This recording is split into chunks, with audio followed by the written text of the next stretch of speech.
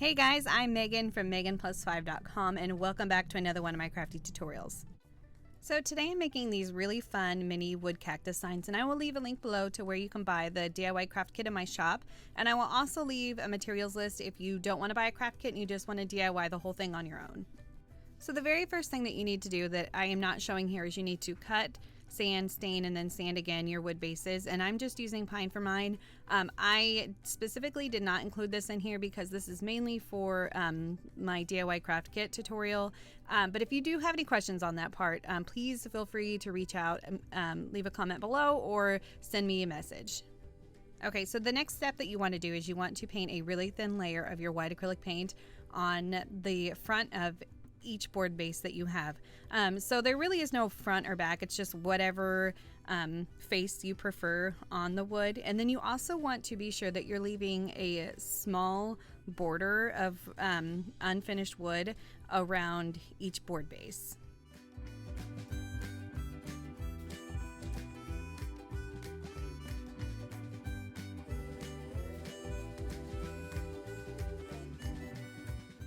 And then once that first really thin layer is dry, you want it to be completely 100% dry, then you can apply a second layer on top of that dried first layer. And I don't recommend applying any more than 2 layers because then that just is too much for the stencil to handle most of the time, and that'll cause a lot of paint peeling up. So you just want to do 2 really thin layers and then be sure that the first layer is dry before you apply the second thin layer.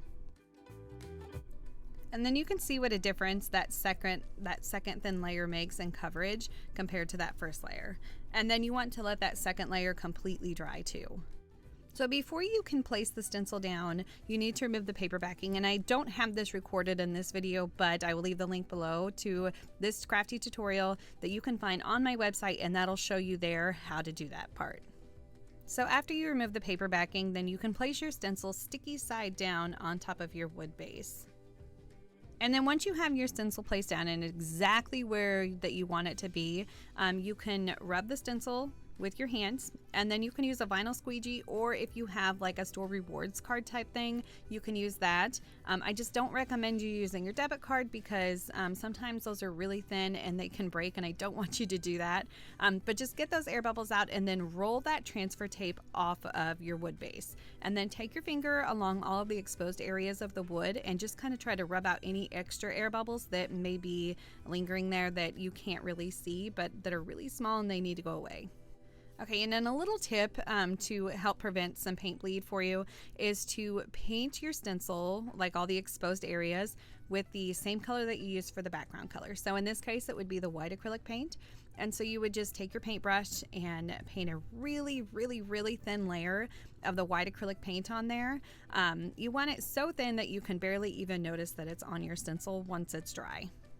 And if you want more in-depth learning on how to paint wooden signs, you can just hop over to my website, and I will leave a link below, and sign up for my sign painters course, and I teach you everything that I know about how to paint wood signs.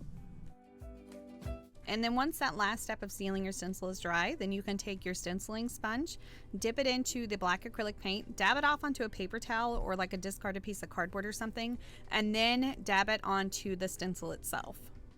So you want to do like a pouncing motion, like an up and down kind of motion, and you want this to be a very, very thin layer. So you still want to be able to see the white background paint underneath. You do not want to place a thick layer of this, because if you do a thick layer, when you go to peel your stencil up, that paint is going to be so thick on there that it is going to adhere to the stencil, and then it is just going to peel right up, and your design is just going to be totally messed up.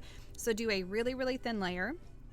And then you just keep repeating that process. So you dab it into the black acrylic paint, dab it off onto a paper towel, and then dab it onto the exposed areas of your wood base where you're stenciling.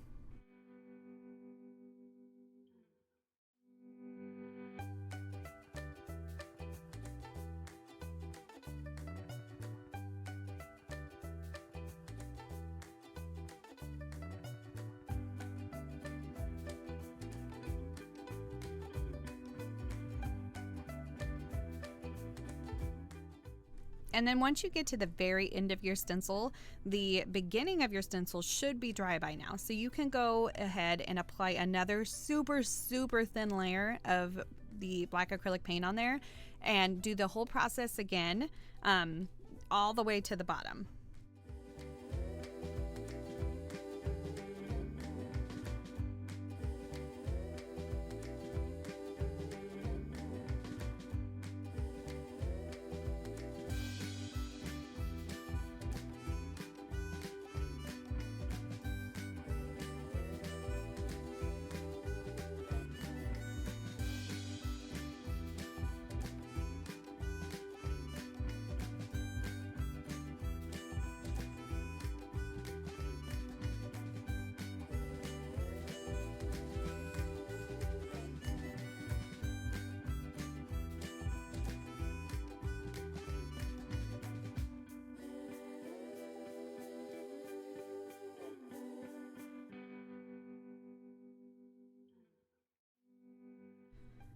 Okay, now once you're done stenciling, you want to peel it up while it's still wet. So I use an X-Acto knife for this step, but you can use the sewing pin that came in your craft kit, and you just want to lift one corner of it and then pull it diagonally to the opposite corner. And if your stencil is breaking during this process, then that is okay. That is what it's supposed to do.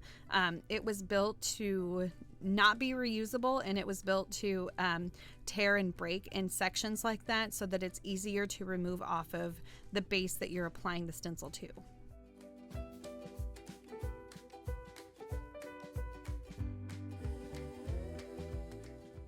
And then use your tool to lift all of those little middle pieces out. So this is why I like to use a really sharp X-Acto knife for this step, because it works really well at getting in those little areas and lightly lifting it up without leaving any gouge marks. But the sewing pin will work really well for this too.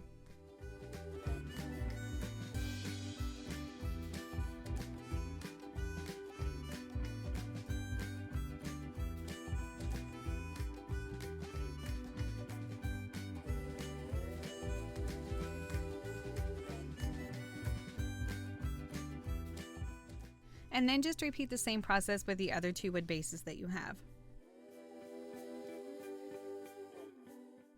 A little helpful tip too is to put all of your discarded pieces of stencil material on a paper towel as you're pulling them up. And this will help clean up. You won't have as big of a mess whenever you clean up. And then this will also prevent a bunch of paint marks from getting all over your area that you're working on. If you enjoyed this video, I would so love if you gave it a thumbs up, and then don't forget to hit that subscribe button so that you are notified anytime I upload another crafty tutorial. And as always, if you have any questions at all, I am more than happy to answer them. So you can leave a comment below, or you can hop over to my website, meganplus5.com, and ask me something there. Thank you so much for watching, guys. Bye.